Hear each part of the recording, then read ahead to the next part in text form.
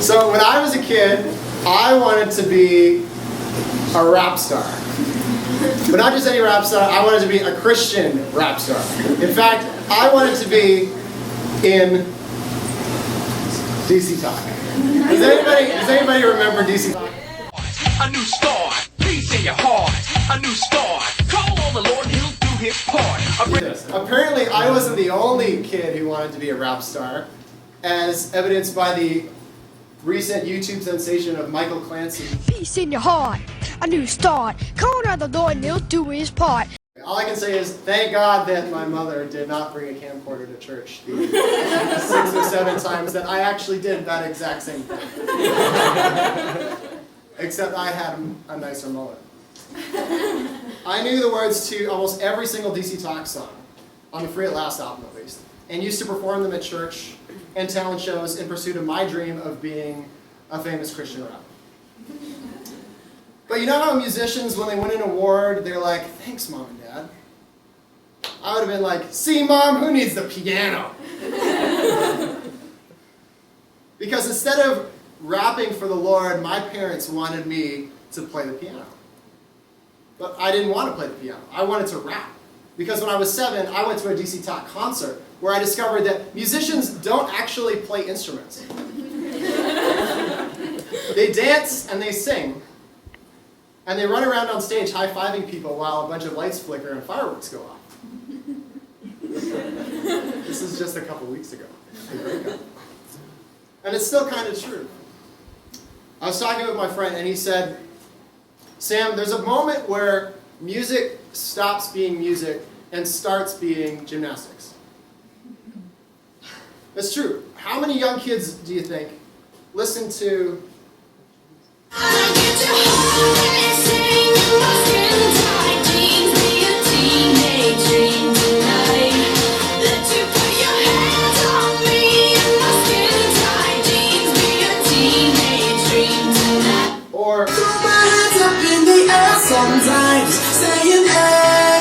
and come home and think, I want to play the piano. No, they come home and say, I want to play rock band. Or, Mom, can you buy me some makeup so I can look like Katy Perry? Maybe some new clothes. When I saw DC Talk, it was pretty much the same thing, like 20 years ago. The actual lyrical message is a little different from Rihanna and Katy Perry. But the message of the medium, so to speak, was the same. These big shows, which appeal mostly to children and teenagers, tell them that music isn't something you participate in, it's something you watch other people do on a big stage with a fancy production. A couple of months ago, I was reading a blog post by a guy named Justin Vernon.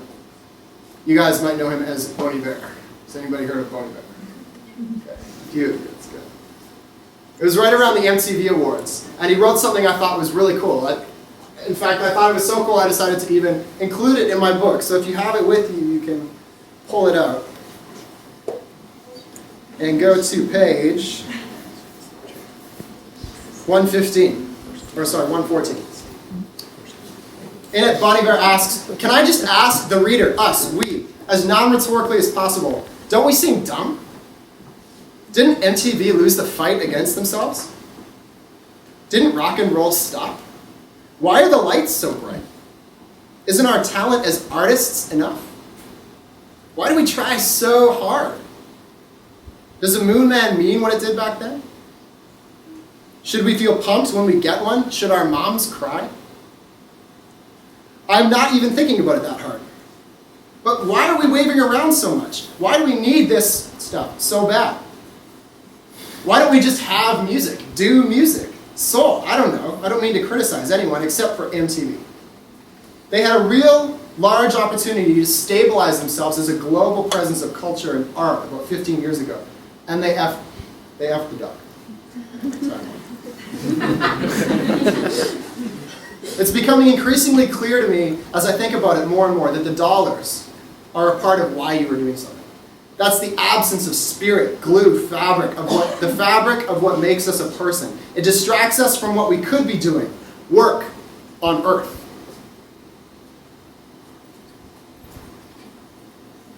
It distracts us from what we could be doing, work on earth.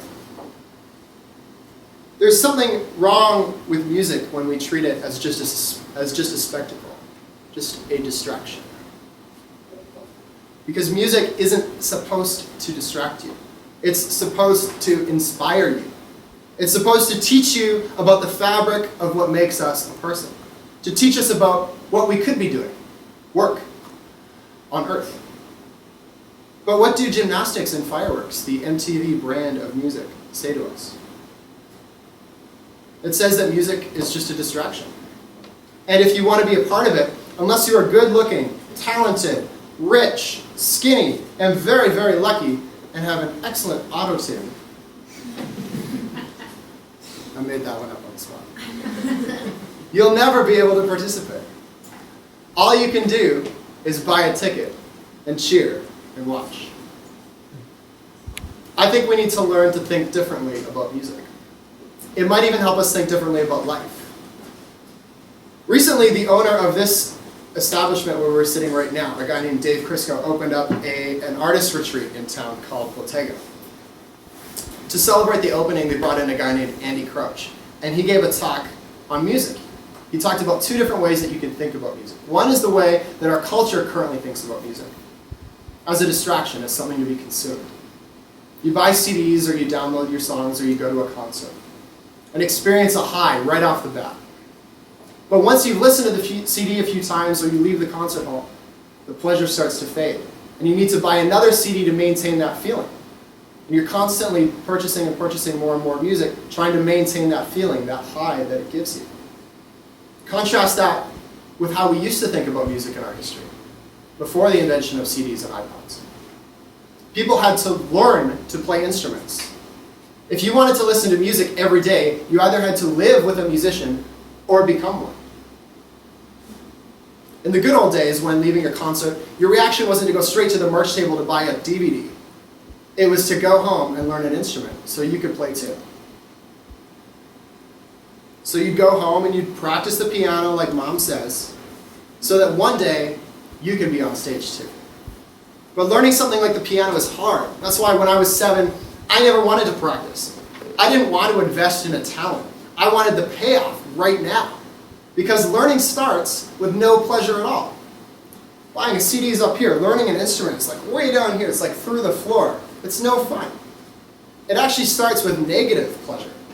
You don't want to do this, but your parents force you to, or you force yourself to, hoping that one day it will pay off. It takes patience and foresight to play an instrument. It takes fortitude and perseverance. So if you actually do listen to your parents and practice every day, what happens? Maybe you learn to play one note right, then maybe a string of notes. Then maybe you can play Twinkle, Twinkle, Little Star. And the more you play, the better you get, and the more pleasure that you get from it. And if you practice enough, people will actually want to hear you play. And then they will pay you to play. And then they will pay a lot to hear you play. And then living becomes easy, natural, simple. You don't have to spend money to listen to music. In fact, other people will spend money on you just to hear it. I saw Bon Iver in concert recently. That's actually Chris Martin, but we'll pretend it's Bon Iver. And I thought, man, I wish I could have his life. I wish I could just travel the world doing what I love to do, creating and performing music, letting everything else just take care of itself. I wish I knew what it felt like to live a life where all you have to do is be creative. And you could play concerts for people. And they come away saying things like, out of this world, transcendent, unreal. That's what it was. It was transcendent. The concert was so good that I felt like I transcended this planet and saw the doors of heaven open. And I could almost feel another reality, another way of being, a place where happiness and joy last. A place where a great composer is at work, using our voices and our pain, mixing them in to give depth to a song, but allowing hope to have the final word. I can't even count how many times I've gone to a concert like Bon Iver or U2 or Mute Math, I thought, man, the only way that this could get any better would be if they dragged me on stage too. I just think that would be the best feeling in the world, to play the first few notes of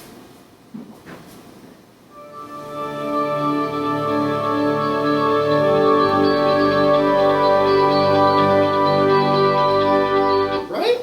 That'd be awesome. Or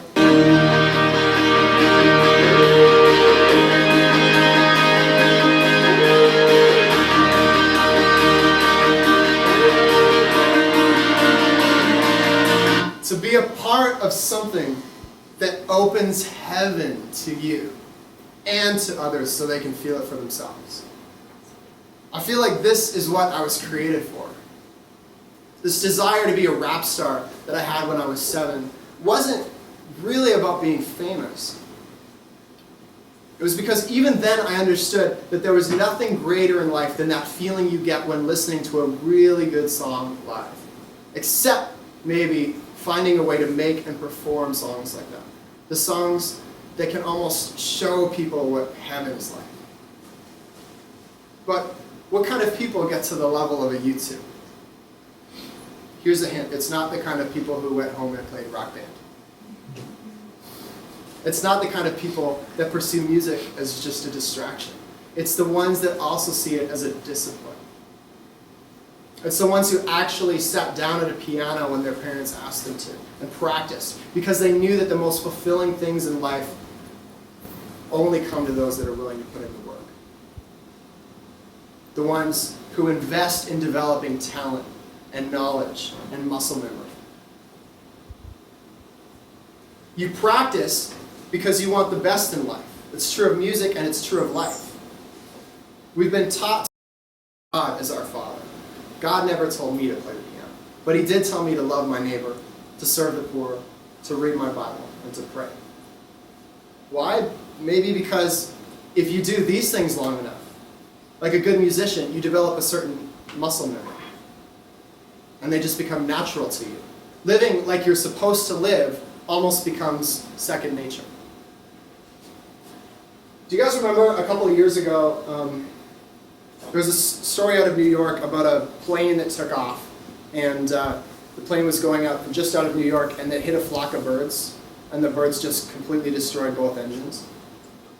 But it was a good story because the captain actually managed to save everybody's lives. He actually maneuvered the plane so it didn't hit any streets or buildings, onto a river.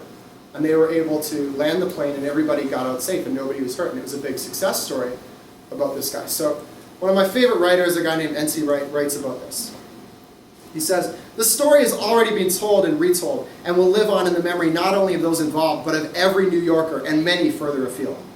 Just over 7 years and 4 months after the horrible devastation of September 11th, New York had an airplane story to celebrate." Now, as I say, many people describe the dramatic events as a miracle. At one level, I wouldn't want to question that. But the really fascinating thing about the whole business is the way it spectacularly illustrates a vital truth. A truth which many people today have either forgotten or never known in the first place. You could call it the power of right habits. You might say it was the result of many years of training and experience. You could call it character. I know that's you, though. Cut that out of the video. Ancient writers had a word for it. They called it virtue. Virtue, in this sense, isn't simply another way of saying goodness. The word has sometimes been flattened out like that, but that isn't its strict meaning. Virtue, in the strict sense, is what happens when someone has made 1,000 small choices requiring effort and concentration to do something which is good and right, but which doesn't come naturally. And then, on the 1,001st time, when it really matters, they find that they do what's required automatically, as we say. On that 1,001st occasion, it does indeed look as if it just happens. But reflection tells us that it doesn't just happen as easily as that. If you or I had been flying the Airbus that afternoon and had done what comes naturally, or if we'd allowed things to just happen, we would have probably crashed into the Bronx. Virtue is what happens when wise and courageous choices have become second nature. Not first nature as though they happen naturally. Rather, a second-order kind of naturalness. Like an acquired taste, such choices and actions, which started off being practiced with difficulty, end up being, yes, second nature.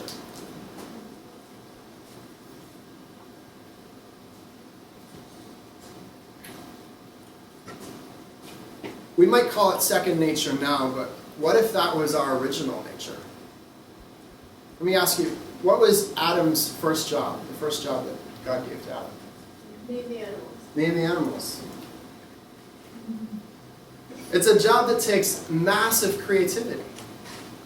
Adam was created to be creative, to use his imagination, to dream. Maybe this is what music is pointing us to what life used to be like, and encourages us to remember who we once were.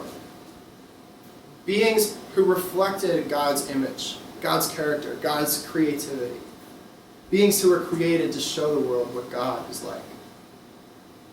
Maybe you don't have to be Bono or The Edge or Bon Iver to show people what God is like.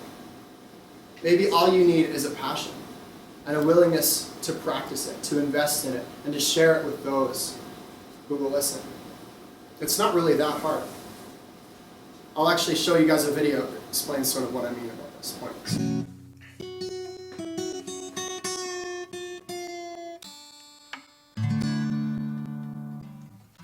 I wanted to look for some sort of way to contribute. I knew I had something musically I knew I loved to play, and I had a feeling that it might bring some joy to kids at Sick Kids.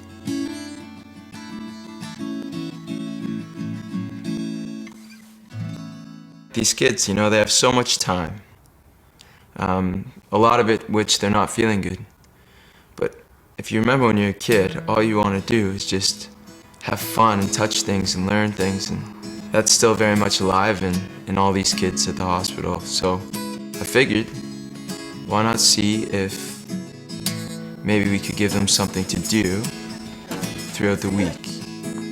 And so when we had instruments in the hospital, we could teach to the kids that wanted to learn, and you'd be surprised how fast they learn things. Music's a cool thing. It can make you hopeful, it can make you sad, it can sympathize, you know. I think it's a necessary prescription, but music kind of gets inside all the cracks that medicine can't always. When you can sort of speak that language, especially to these kids, how's it going? it's really invaluable. I'm James. And there's a lot of things that go on at the hospital for these kids that sometimes are better off DJ Skinsy, alright. with something else to look at or to listen to kind of get their mind off things, I guess. For me, it kind of got in my head, like a lot of times when I was needed most, I wouldn't necessarily be at the hospital. I was there once a week. Scheduling was a really tough thing. I thought iPod docs would be an interesting thing to try. If we could get music available to a kid at any time of day, through any therapy, I know that it could do wonderful things. And I'm determined to make this happen, whether or not this grant happens. Basically what, you know, you guys go through some pretty challenging stuff every day, and you know that a lot better than me. So what we've been working towards is getting iPod stations with iPods and iTunes dollars for the kids at the hospital. And that way you can listen to some stuff. And wow, oh my goodness. Wow, this is unreal. These are sweet. This is blowing my mind. When did this happen? Somebody want to explain this to me? You did this? Who did this? Oh goodness. Oh my goodness, thank you. I think you won't be able to see where these go, but they're going to be going into some tough therapies and things, and I think it'll be a lot, very, very helpful.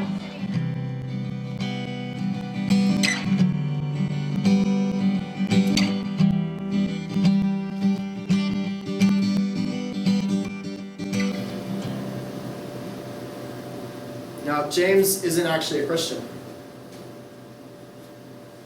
but you don't have to be one to understand this lesson. Unlike most of us, James is the kind of guy that just gets it. That he would take his guitar not up on stage, but to a sick kid's hospital. To not only play for the kids, but to encourage them to play too. And then he'd go out and he'd raise money and try and buy them iPods so that they can listen to music when they're undergoing cancer therapy, and buy them guitars so they have something to play during the days.